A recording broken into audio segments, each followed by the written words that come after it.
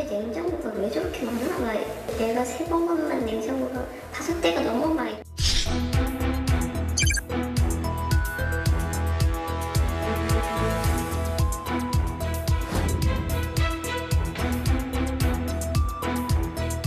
가전기기를 구입을 하면은 이거를 우리가 다시 되팔아서 급전을 만들어준다. 제 생년월일, 이름 불러주고.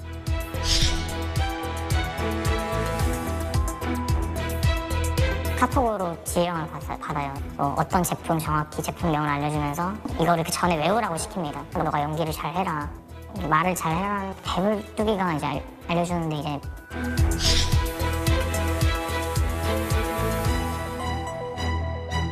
장기 적출 당하고 싶냐? 집도 다 알고 너희 부모님도 다 아는데.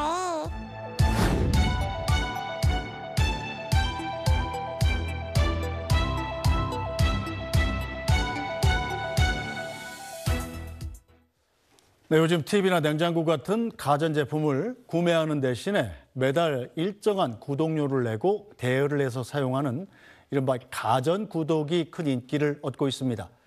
그런데 최근에 이 가전구독이 범죄에 악용되는 일이 벌어졌는데요. 경찰이 추정하고 있는 범죄 수익만 20억 원에 달한다고 합니다. 이 사건 직접 취재한 SBS 탐사보도팀 박수진 기자와 자세히 짚어보겠습니다. 박 기자 어서 오세요. 안녕하세요. 네, 저도 집에서 김치냉장고 구독 중인데요. 자, 박 기자도 가전제품 구독하는 게 있나요? 저는 사실 이번 취재하면서 네. 가전도 구독할 수 있구나 네. 이런 사실을 처음 알았습니다. 사실 저희가 가전을 살 때는 뭐 냉장고나 에어컨 몇백만 원씩 들여서 사잖아요. 근데 이렇게 목돈 안 들이고 한 달에 얼마씩 내면서 네. 5년이면 5년, 6년이면 6년 이렇게 계약해서 사용하는 것을 가전 구독이라고 합니다. 요즘에는 이 에어컨, 세탁기까지 모든 가전제품을 이렇게 구독해서 쓰는 분들도 많다고 그래요.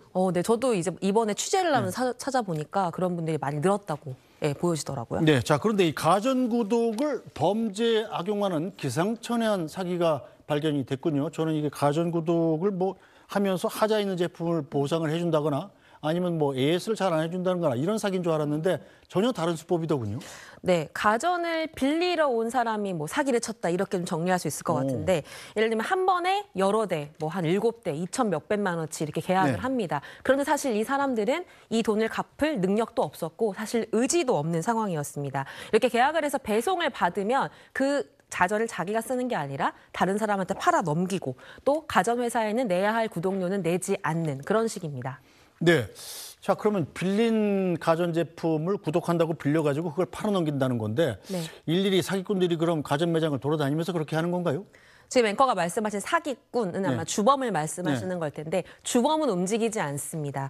이 주범을 대신해서 가전 판매점을 찾아가서 이제 직접 계약을 하는 공범, 대리인이 따로 있는데 그럼 네. 어떤 사람들이 주로 공범이나 대리인이었냐? 약간 금융기관에서 돈을 빌릴 수 없는 그런 취약계층들 그런데 당장 급전이 필요하신 그런 분들이 이런 범죄의 공범 또 내지는 가담자 이렇게 해서 가서 구독 계약을 하는 경우가 많았습니다. 네, 그러면 이게 보이스피싱 조직처럼 주범도 있고 공범도 있고 이렇게 조직화돼 있는 겁니까? 네, 총책 아까 조금 전에 제가 말씀드렸던 네. 주범은 총책 또 이런 어떻게 보면 가담자들을 모집하는 모집책 또 이 넘긴 가전을 파는 판매상 이렇게 나름 조직적으로 연결돼 있는 그런 범죄 조직처럼 보였고요. 네. 이런 모집책이 모집해온 사람들이 가전 구독을 하고 또 네. 그 가전을 또 판매상은 인터넷을 통해서 소비자들에게 파는 그런 양상을 보였습니다. 자, 그런데 왜 이렇게 돈을 빌리기 위해서 가전구독에 가담을 했는지가 잘 이해가 안 되는 게 자, 가전구독을 하면 거기 가서 내 개인정보를 다 줘야 되고요. 그렇죠. 신분증 다 줬고요. 그렇죠. 그리고 계좌번호까지 다 공개를 해서 이 매달 이 구독료 내겠다 이렇게 해야 되는데 이거를 팔아넘기면 내가 개인정보가 다 있는 상황에서 걸릴 게 뻔하지 않습니까? 그렇습니다. 이게 왜 이런 겁니까? 아까 조금 전에 말씀드렸듯이 대부분의 사람들이 금융기관에서 대출이 안 되는 취약계층이었다고 말씀을 드렸습니다. 어떻게 하다 보면 돈이 당장 급한데 돈을 벌 수 있는 방법이 없는 사람들이 마지막으로 찾는 곳이 이런 어떤 불법 사금융의 유혹이었던 것 같습니다. 목돈이 필요하니까 따져보면 자기들이 내야 하는 돈이 훨씬 더 많은 불합리한 계약임에도 불구하고 명의를 넘겨주고 또 그게 범죄의 수단으로 이용하게 만드는 그런 범죄에 가담하게 되는 것으로 보입니다. 아, 그래요? 예, 어쨌든 가전업체 입장에서는 뭐 내가 와서 내 개인정보 다 주고 가전 구족하겠다고 하는데 그걸 걸러낼 방법도 마땅치는 않겠군요.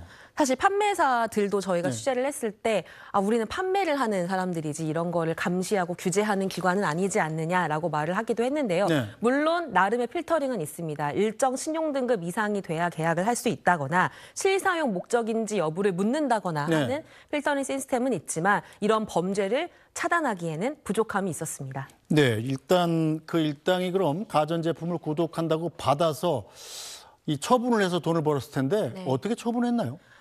대부분의 가전을 주문하면 주문한 사람의 집으로 배송을 받는 게 그렇죠. 맞잖아요. 근데 대부분은 주문한 사람의 집이 아닌 또 이런 가전을 잠시 보관하고 돈을 받는 사람들의 집으로 잠깐 배송을 합니다. 네. 거기서 보관을 하는 동안 인터넷에서 어디 제품 이런 냉장고 저희가 보유하고 있는데 사실래요? 라고 판매상에 글을 올리면 그걸 보고 연락이 오는 소비자들이 있겠죠. 근데 그렇죠. 그렇게 해서 이게 새 제품이다. 미사용 새 제품이다. 그래서 판매를 하고 보관하고 있던 장소에 있다가 이런 소비자들과 연결이 되면 판매상을 통해서 팔아 넘기는 그런 수법으로 이런 범죄가 이루어졌습니다. 네, 자 취재팀이 취재한 방식을 봤더니 직접 이 중고 사이트에서 이런 가전을 사보기도 했더군요. 네, 직접 구매를 했습니다. 제가 건조기를 구매를 했는데요.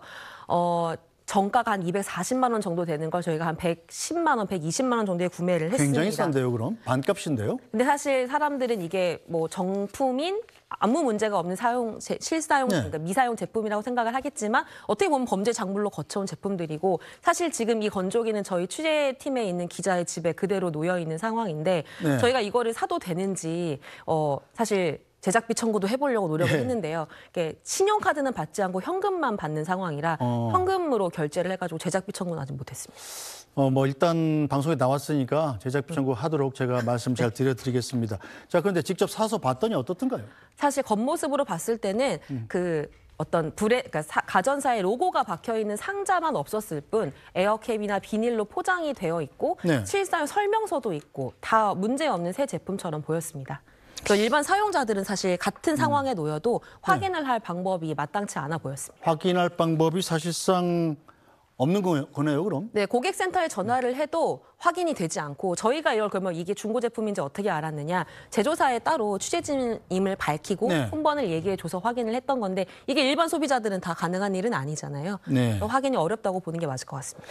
자, 이런 사기 수법에 얼마나 많이 당했나 이렇게 봤더니 피해자만 한 100명이 넘는다고 그래요?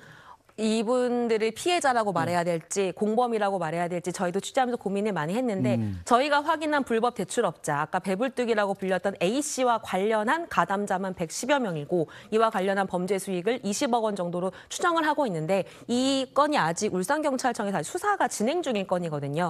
피해 규모는 더 늘어날 것으로 보입니다. 예, 이렇게 급하게 돈을 빌리려던 사회 초년생들일 텐데 자, 그럼 이 가담한 공범이 돼버린 거잖아요, 이분들이. 자, 그런데 문제는 이렇게 사기로 공범을 만들고 나서 이 또 다른 범죄에 또 가담을 시켰다고 그래요? 맞습니다. 단순히 가전만 구독해서 넘기고 끝나는 것이 아니라 이런 것들을 진행하려면 이 청년들이나 가담자들의 신상 정보나 금융 정보를 이 일당이 다 가져가거든요. 그거를 빌미로 예를 들면은 서류를 조작해서 전세 대출을 받는 작업 대출을 하라고 요구한다거나 휴대폰 깡이라고 불리는 휴대폰 깡 범죄를 요구하거나 다른 범죄까지 요구하는 경우가 많이 있었습니다. 네, 자 취재팀이 만난 일부 피해 청년들 돈을 돌려받기는커녕 이들에게 협박까지 받았다고 말했습니다. 관련 내용 보시겠습니다. B씨 일당은 청년들의 신상과 금융 정보를 확보하자 바로 돌변했습니다. 장기 적출 당하고 싶냐? 집도 다 알고 너희 부모님도 다 아는데 007가 같은 게 있었는데 칼이 여러 개가 이렇게 있는 거예요. 너무 무섭더라고요. 이 여성은 이곳에 끌려와 강제로 문신까지 당했습니다. 끌고 갔죠. 가기 싫다고 해도 계속 데려가서 눕혔어요. 억지로. 그 장난감 다루듯이 5시간은 걸린 것 같고요. 제발 그만해달라고 마지막에는 제가 빌었죠. B씨 일당도 경찰에 구속되면서 일단 범행은 중단됐지만 청년들에겐 감당하기 어려운 빚과 마음에 큰 상처가 남았습니다. 그 대출 받은 것까지 합쳐서 대충 어린 자막 1억 5천 정도 되고 직장도 잃고 집도 잃고 절망스러웠죠. 쉽게 쉽게 돈을 벌 수 있다는 거에 혹한 게 맞는 것 같고요. 그 무서움을 모르는 것 같아요. 왜 이렇게 멍청했지라는 생각이 매일같이 들어서. 자, 사기범들이 이 젊은이들을 공범을 만든 뒤에 뭐 돈을 갈취한다는 것 정도는까지는 이해를 하겠는데 도대체 문신을 왜 새깁니까? 무슨 이익이 있다고? 저희도 약간 취재를 하면서 사연이 안타까웠는데 이게 범죄의 이제 어떻게 도구가 되면서 네. 약간 가스라이팅이라고 하죠. 그러니까 이 사람들의 요구를 다 들어줘야 되는 그런 약간 취약 관계에 놓였고요. 문신은 왜 했냐? 네. 당시에 모집책 일당이라고 소개해드린 B 씨가 당신의 문신 기술을 배웠다고 합니다. 그래서 내가 문신 기술을 배웠으니 이 문신을 해볼 도화지가 필요하다. 그러면서 이 여성을 상대로 어떻게 보면 문신 연습을 했던 거죠. 저도 사실 이 문신에 대해 잘은 모르지만 이 여성이 말씀하시기를 잘 하지도 못하면서 뭐 이렇게 어줍지 않게 하느라 5시간이나 걸렸고 굉장히 아팠고 그리고 또 거기에 한 문신의 내용이 어떤 뱀 모양을 그려놨거든요. 네. 그러면서 이제 이 여성을 어떻게 보면 비하하는 그런 표현의 의미로 이제 뭐 이런 말을 드려도 되는지 모르지만 꽃뱀이라는 형태로 그렸는데 이 문신은 쉽게 지워지지 않잖아요. 네. 이 여성에게는 계속 그 문신이 어떤 자신을 향한 자책 혹은 어떤 안 좋은 기억을 떠올리게 하는 굉장히 나쁜 낙인처럼 남았습니다. 자, 순간에 이 잘못된 판단으로 어떻게 보면 범죄의 속으로 끌려 들어가게 된 셈인데 네. 직접 만나본 피해자인지 공범인지 모호한 그 청년들은 뭐라고 그러던가요?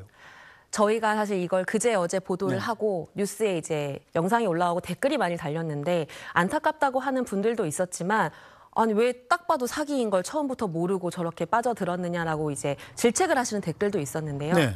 저도 같은 마음이 들었는데 이 친구들의 이야기를 들어보니 더 이상 갈 여지가 없는, 그러니까 예를 들면 신용이 많이 떨어져 있고 네. 돈을 더 빌릴 곳이 없고 이런저런 딱한 사정에서 마지막이라고 생각했던 뭐 돈을 빌릴 곳, 나에게 일자리를 줄 수 있다고 말하는 곳, 그리고 돈을 많이 벌 수 있다고 하는 그런 감언이설에 속았던 것 같습니다. 사실 범죄 조직을 일망타진하는 것도 중요하지만 이런 취약계층에 있는 분들이 이런 범죄의 수단으로 이용되는 걸 막기 위한 방지책, 어떤 사회 보장책 이런 것도 필요하지 않을까라는 개인적인 생각이 들기도 했습니다. 네, 어쨌거나 이 청년들을 범죄에 이용한 총책을 잡는 게 급선무일 텐데 네. 자, 이 인터넷 이름을 배불뚝이라고 썼다고요?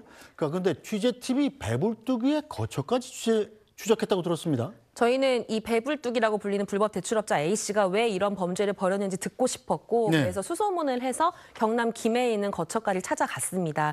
결론적으로는 만나지는 못했는데 이 집에 있는 CCTV를 주변 분들의 도움으로 확인해 보니 이 집에도 굉장히 많은 가전들이 들고 나는 모습들을 확인할 수 있었거든요. 네. 그래서 아마 자기가 다른 사람을 시켜서 가전 구독을 하는 것과 더불어 본인 스스로도 그런 구독을 해서 물건을 넘긴 게 아닌가 이렇게 의심하고 있습니다. 네, 경찰이 수사를 벌이고 있을 텐데 경찰 수사는 지금 어떻게 진행되고 있습니까? 이 배불뚝이 불법 대출업자 A씨는 경찰에 체포가 됐고 지금 현재 구속돼서 검찰로 송치된 상황이고요. 이 배불뚝이 A씨만이 아니라 비슷한 범죄를 저지르는 다른 불법 대출업자 그리고 공모자들이 더 있을 것으로 보고 수사를 확대하고 있습니다. 네, 자, 이 범행에 어떻게 보면 이용당한 청년들, 자, 피해자이기도 하고 법적 잣대를 보면 공범이 될 수도 있을 것 같습니다. 이 청년들한테는 뭐 별도의 처벌 같은 건 없나요? 지금 경찰이 수사를 하고 있는데 이들에게도 사기 공모 혐의가 적용이 될 수 있습니다. 그리고 가전회사에게 내가 월마다 납부를 하고 이 가전을 쓰겠다고 구독 계약을 한 것이기 때문에 네. 갚아야 할 돈이 있는 상황이잖아요. 그런데 대부분 이 청년들은 갚을 능력이 없는 상황이라 그 모든 것이 빚으로 남는 그런 상황입니다. 자, 빚만 남으면 뭐 오히려 다행인데 형사처벌 같은 것들을 받게 될 가능성도 있습니까? 네, 사기 공모 혐의가 적용이 돼서 네. 예를 들면은 뭐 송치가 된다거나 기소가 되면 법적 처벌을 받을 수 있습니다. 네, 자, 직접 건조기도 사보고 또 총책 거쳐도 확인하고 취재하는데 고생을 많이 했는데 자, 배불뚝이가 잡혔다고 해서 이번은 범죄가 이제 앞으로 전혀 일어나지 않는다.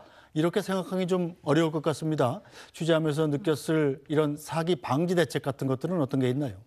네, 맞습니다. 사실 저희가 이번에 이렇게 주제로 잡은 이 사건의 어떤 핵심에는 가전구독이라는 새로운 산업이 들어가 있지만 이런 형태는 과거부터 이어져 왔습니다. 과거에는 뭐 휴대폰 깡도 있었고요. 뭐 상조 렌탈, 정수기 렌탈 같은 어떻게 보면 품목만 바뀌고 사기의 수법은 계속 진화하고 유지가 돼 왔습니다. 가전구독이라는 부분에 대한 대책을 내놓는다 하더라도 이 사기의 근본적인 어떤 문제를 해결하는 대책이 나오지 않는다면 앵커 말씀하신 것처럼 또 다른 사기는 또 발생될 수 있다고 생각됩니다. 자, 그럼 가전제품 판매사는 주로 대기업들이잖아요. 네. 가전제품 판매사도 결국은 피해자가 되는 셈인데 가전제품 판매사 쪽에서 이런 사기를 원천적으로 막을 대책 같은 건 내놓을 수 없습니까? 지금 저희도 그 취재를 어떤 대책을 내놓을 수 있는지 꼭 대책까지는 아니더라도 이런 방지할 수 있는 필터링 시스템을 강화할 수 있는지를 취재를 하고 있고요. 네. 오늘 8시 뉴스에 그걸 보도를 할 수도 있어서 그 내용을 다는 말씀은 못 드리지만 네. 예를 들면 신용 등급을 강화한다거나 아까 저희가 말씀드렸던 것처럼 어떤 배송 지난 주문지에 불일치가 있는 경우에는 의심을 해볼 수 있는 제도를 강화하는 방안을 준비하고 있는 것으로 저희가 취재를 하고 있습니다. 네, 자 일단 범행에 이용된 청년들은 뭐 직장도 잃고 집도 잃고 혹시 또 형사처벌도 받을 수 있고 굉장히 좀 곤란한 상황이 된 건데 네. 이분들이 지금 이 피해 과정에서 당했던 피해액들을 보상받을 방법은 전혀 없습니까? 사실 공범일 수 있기 때문에 이걸 피해라고 봐야 되는지는 좀 고민이 많이 되는 부분이고요. 가전사들도 다 본인들이 받아야 할 돈을 못 받는 것이기 때문에 네. 무조건 다 선처를 해줄 수는 없을 겁니다. 그래서 저희가 만난 3명의 청년 중에 한 여성분은 지금 개인 회생을 하고 있는데 예를 들면 갚아야 할 돈이 뭐 예를 들면 3억이었다라고 하면 그 규모를 줄여서 회생을 진행한다거나 하는 경우도 있었고요. 근데 사실 이런 청년들이 도움의 손길을 어디다가 이제 이야기를 해야 할지 그런 것들을 모르는 경우도 굉장히 많았어서 좀 안타까운 마음이 있었습니다. 네, 자 앞으로 앞날이 창창한 청년들을 이용하는 범죄가 제가 볼 땐 죄질이 가장 나쁜 사기인 것 같습니다. 네, 그런 것 같습니다. 자, 오늘 말씀은 여기까지 듣겠습니다. 사건 취재한 SBS 탐사보도팀 박수진 기자였습니다. 박 기자 잘 들었습니다. 네, 감사합니다. 네, 오늘 뉴스 브리핑은 여기서 모두 마치겠습니다. 저희는 내일 다시 찾아뵙겠습니다.